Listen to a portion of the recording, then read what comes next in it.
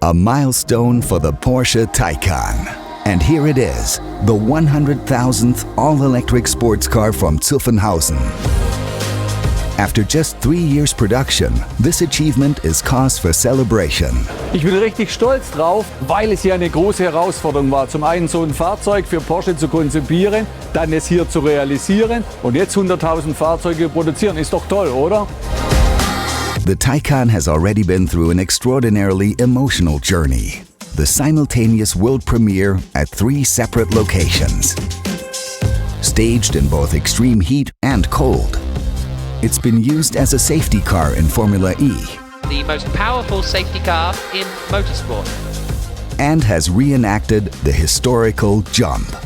Today there is the Taycan Sport Limousine, the Taycan Cross Turismo, and the Taycan Sport Turismo, some of which already have 100,000 kilometers and more on the clock. A total that Markus Keutel has also reached. As head of bodywork planning, he's on the road a lot in his white Taycan, and between February 2021 and August 2022, drove exactly 134,911 kilometers, experiencing the occasional curious encounter at various service stations.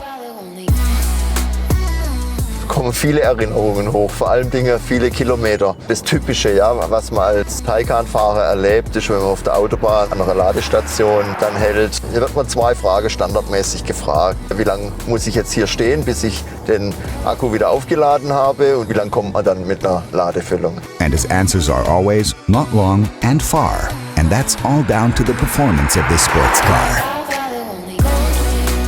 Also der Taycan fährt jetzt mit den 140.000 Kilometer eigentlich noch so wie am Anfang. Ich konnte keine Veränderung feststellen, was die Performance anbelangt, auch was die Geräuschkulisse im Innern anbelangt. Es knistert nichts, es knastert nichts. Die Batterie liegt jetzt noch bei 96% und deshalb ist auch das Fahrzeug jetzt in die Erprobung gegangen, um einfach hier auch noch weitere Erkenntnisse daraus gewinnen zu können.